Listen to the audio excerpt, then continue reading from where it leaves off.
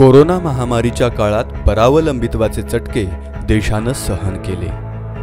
ह्याच वेळी पंतप्रधान नरेंद्र मोदी यांनी देशाला आत्मनिर्भर बनवण्याचा संकल्प केला। पंतप्रधानांकडून प्रेरणा घेऊन गोव्याचे धडाडीचे युवा मुख्यमंत्री डॉक्टर प्रमोद सावंत यांनी स्वयंपूर्ण गोवा ही संकल्पना राबवली। अंत्योदय पद्धतीनं समाजातल्या शेवटच्या घटकापर्यंत पोहोचण्याचा संकल्प मुख्यमंत्री डॉक्टर प्रमोद सावंत यांनी केला।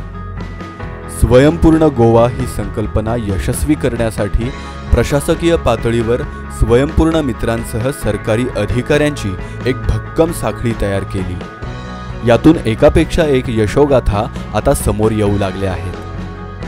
तळागाळातील लोकांनाही स्वयंपूर्णत्वाचे महत्त्व आता पटायला लागले। सरकारचा कुठलाही संकल्प हा लोकसहभागाविना पूर्णत्वास येऊ शकत नाही। आपलं गाव, आपलं शहर खऱ्या अर्थानं स्वयंपूर्ण करायचं असेल तर प्रत्येक नागरिकानं या मिशनमध्ये वाटेकरी होण्याची गरज आहे। गोयकरांची पावलं आता हळूहळू त्या दिशेनं पडायला लागली आहेत। आत्मनिर्भर भारत स्वयंपूर्ण गोवा या कार्यक्रमाचा उद्देश लाभार्थी उदयोन्मुख योजनांद्वारे मानव विकास सुनिश्चित करणं तसंच या माध्यमातून प्रत्येक पात्र व्यक्तीला स्वतःची शाश्वतता, बेरोजगार तरुणांची क्षमता, कौशल्य विकास आणि लोकांच्या गरजा ओळखणं, त्यांचा वापर करणं आणि त्याद्वारे पूर्ण करणं, लोकांद्वारे चालवल्या गेलेल्या सरकारातून गरजू लोकांच्या आकांक्षा प्राप्त करणं म्हणजेच अंत्योदय तत्वापर्यंत पोहोचणं हा होता। स्वयंपूर्ण गोवा या उपक्रमाचं व्हिजन म्हणजे लोकसहभागातून विविध उपक्रम राबवून लोकांना स्वावलंबी आणि गावं शाश्वत बनवणं, शाश्वत उत्पादन घेणं, अर्थव्यवस्थेचं पुनरुज्जीवन करण्यासाठी लोकांना प्रोत्साहन देणं आणि कृषी आणि संलग्न व्यवहारांना चालना देणं, आधुनिक तंत्रज्ञानाला चालना देणं, तळागाळातील लोकांच्या गरजा पूर्ण करण्यासाठी स्वयंसहाय्यता गट आणि शेतकरी क्लबमध्ये प्रत्येकाची जोड देणं, तसंच हॉस्पिटॅलिटी व पर्यटन उद्योगाची मागणी पूर्ण करण्याचाही यात समावेश करण्यात आला आहे। स्वयंपूर्ण गोवा हे एक मिशन आहे। यात 3 गोष्टींचा समावेश आहे। पहिली गोष्ट म्हणजे अंत्योदय विकासाद्वारे मूलभूत सुविधांपासून वंचित असलेल्या प्रत्येक गरजू लोकांच्या आकांक्षा पूर्ण करणं। दुसरी म्हणजे समाजातील कुणीही मागे राहणार नाही, प्रत्येक सरकारी योजनांचा लाभ पात्र व्यक्तीच्या घरापर्यंत पोहोचवणं। आणि शेवटी तरुणांमध्ये उद्योजकतेची संस्कृती रुजवण्यासाठी त्यांना स्वतःचं स्टार्टअप सुरू करण्यास प्रवृत्त करणं। कोविड महामारीच्या परिणामांचा अभ्यास करण्यासाठी शिवानंद साळगावकरांच्या अध्यक्षतेखाली 16 सदस्यीय समितीची स्थापना करण्यात आली। या समितीनं सविस्तर अहवाल सरकारला सादर केला। अहवालात समितीनं गोवा स्वावलंबी होण्यासाठी कृषी आणि संलग्न उपक्रमांना चालना देण्यावर अधिक भर दिला। गोव्यानं आपल्या अर्थव्यवस्थेला चालना देण्यासाठी आपल्या उत्पादन उद्योगात सुधारणा करणं आवश्यक आहे। यातून हे देखील लक्षात आलं की कौशल्य विकास आणि स्वयंरोजगार, MSMEला प्रोत्साहन, स्टार्टअपसाठी वित्त पुरवठा इत्यादी केंद्र आणि राज्याच्या अनेक सरकारी योजना युवकांमध्ये स्वारस्य, जागृती आणि प्रेरणांच्या अभावांमुळे उपयोगात आणल्या जात नाहीत। प्रत्येक पंचायतीची अर्थव्यवस्था आणि सामर्थ्य, कमकुवतपणा, संधी आणि डावपेच विश्लेषण समजून घेण्यासाठी तज्ज्ञांच्या टीमसह सरकारनं तपशीलवार अभ्यास केला। या अभ्यासात उपलब्ध प्रतिभा आणि संभाव्य संसाधनं ओळखण्यावर अधिक लक्ष केंद्रित केलं गेलं, जे स्थानिक ग्राम अर्थव्यवस्थेला पुनरुज्जीवित करण्यासाठी वापरात येतील।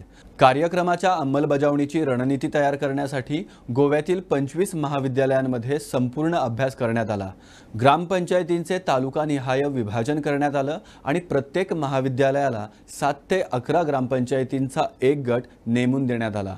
या अभ्यासात गावातील समस्या आणि समस्यांबद्दल अधिक माहिती मिळवण्यासाठी महाविद्यालयीन शिक्षकांच्या गटांनी त्यांना नियुक्त केलेल्या पंचायतींना भेट दिली आणि प्रश्नावलीद्वारे गोळा केलेला प्राथमिक डाटा कृषी, उपजीविका, महिला समस्या, कौशल्य विकास, आरोग्य आणि सामाजिक सुरक्षा यासारख्या विषयगत किंवा क्षेत्रीय क्षेत्रांशी केंद्रित गट चर्चा ग्रामस्थांसह आयोजित करण्यात आली। या निष्कर्षांच्या आधारे कृती आराखडा आणि अंमलबजावणी धोरण तयार करण्यात आलं। कार्यक्रमाचं उद्दिष्ट साध्य करण्यासाठी पुढची पायरी म्हणून जनता आणि सरकार यांच्यातील दरी कमी करण्यासाठी राज्य प्रशासनाच्या अधिकाऱ्यांना सर्वच 191 ग्रामपंचायती, 13 नगरपालिका आणि पणजी महानगरपालिकेसाठी स्वयंपूर्ण मित्र म्हणून नियुक्त करण्यात आलं। संबंधित तालुका स्तरावर स्वयंपूर्ण मित्रांच्या प्रगतीवर लक्ष ठेवण्यासाठी 14 वरिष्ठ स्तरावरील अधिकाऱ्यांची तालुका नोडल अधिकारी म्हणून नियुक्ती करण्यात आली। त्यानंतर 9 तालुका नोडल अधिकाऱ्यांची नगरपालिकातील कार्यक्रमांवर देखरेख ठेवण्यासाठी नियुक्ती करण्यात आली। विभाग स्तरावर भेडसावणाऱ्या समस्यांवर लक्ष ठेवण्यासाठी आणि प्रलंबिततेचे निराकरण करण्यासाठी प्रत्येक विभागाने उपसंचालक दर्जाच्या अधिकाऱ्यांची राज्य नोडल अधिकारी म्हणून नियुक्ती केली गेली। गट विभागातील प्रत्येक ब्लॉक स्तरावर संबंधित पंचायती आणि नगरपालिकांमध्ये स्वयंपूर्ण मित्रांसोबत समन्वय साधण्यासाठी लिंक ऑफिसरची नियुक्ती केली गेली। स्वयंपूर्ण मित्रांना प्रत्येक शनिवारी त्यांना वाटप केलेल्या ग्रामपंचायती तथा नगरपालिकांना भेट देण्याची अट आहे। या अधिकाऱ्यांची भूमिका ही विविध सरकारी लाभार्थीभिमुख योजनांच्या अंमलबजावणीसाठी क्षमता आणि अडथळे ओळखणे आहे। प्रशासकीय अडथळ्यांमध्ये जनतेला मार्गदर्शन आणि मदत करणारा तो केंद्रबिंदू आहे। कार्यक्रमाच्या अंमलबजावणीच्या दरम्यान प्रशासकीय स्तरावर स्वयंपूर्ण मित्रांना अनेक अडथळे येत असल्याचं लक्षात आलं। अशा परिस्थितीवर मात करण्यासाठी, पर्यवेक्षण करण्यासाठी आणि स्वयंपूर्ण मित्रांना हाताशी धरून समर्थन आणि प्रेरणा प्रदान करण्यासाठी वरिष्ठ दर्जाच्या अधिकाऱ्यांना स्वयंपूर्ण पर्यवेक्षक म्हणून नियुक्त केलं गेलं। तळागाळातील स्थानिक पातळीवर माहिती संकलित करण्यासाठी राज्य सरकारच्या विविध अधिकाऱ्यांना स्वयंपूर्ण सहाय्यक म्हणून नियुक्त करण्यात आलं। स्वयंपूर्ण मित्र आणि तालुका नोडल अधिकाऱ्यांना विविध विभागांद्वारे देऊ केलेल्या कार्यक्रम आणि लाभार्थीभिमुख योजनांबद्दल जागरूक करण्यासाठी विविध प्रशिक्षण कार्यक्रम घेण्यात आलेत। या कार्यक्रमाअंतर्गत अंमलबजावणीसाठी महत्त्वाच्या 10 मुद्द्यांवर लक्ष देण्यात आलंय। यातील पहिला मुद्दा आहे सर्वांसाठी शौचालय। गोव्याने यापूर्वीच हागणदारी मुक्त दर्जा प्राप्त केलाय आणि पंतप्रधान नरेंद्र मोदींनीही राज्याच्या या उल्लेखनीय कामगिरीचं कौतुक केलंय। परंतु कोणत्याही कारणास्तव गोव्यातील कुठलेही कुटुंब चुकल्यास मुख्यमंत्र्यांनी स्वयंपूर्ण गोवा कार्यक्रमाअंतर्गत हा मुद्दा समाविष्ट केलाय। सर्वांसाठी वीज या मुद्द्याअंतर्गत वीज जोडणी ही प्रत्येक घराची मूलभूत गरज आहे। गोव्यातील सर्व घरांना ही सुविधा राज्य सरकारने आधीच दिली आहे, परंतु अद्याप एखाद्या कुटुंबाला वीज जोडणी मिळालेली नसेल तर त्याला स्वयंपूर्ण गोवा कार्यक्रमाद्वारे वीज जोडणी देण्याचं उद्दिष्ट ठेवण्यात आलंय। सर्वांसाठी नळ जोडणी या माध्यमातून सर्वांना नळ जोडणी देण्याचं ध्येय आहे।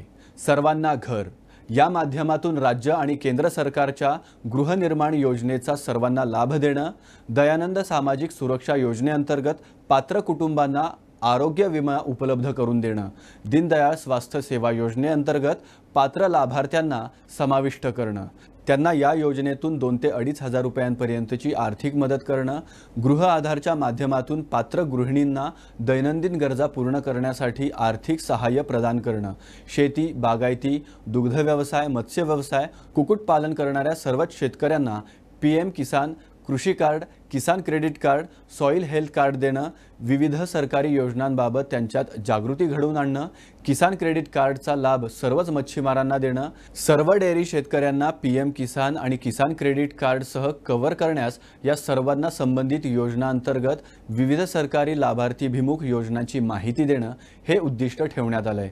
दिव्यांग आणि ज्येष्ठ नागरिकांना मदत आणि सर्वांना आवश्यक उपकरणं पुरवणं तसंच त्यांना युनिक डिसॅबिलिटी आयडेंटिफाय कार्ड देणं बंधनकारक करण्यात आलंय। प्रत्येक व्यक्तीला विमा संरक्षण देण्याबाबत नियोजन, सांख्यिकी आणि मूल्यमापन संचालनालयाचा नोडल विभाग निरीक्षण करतोय।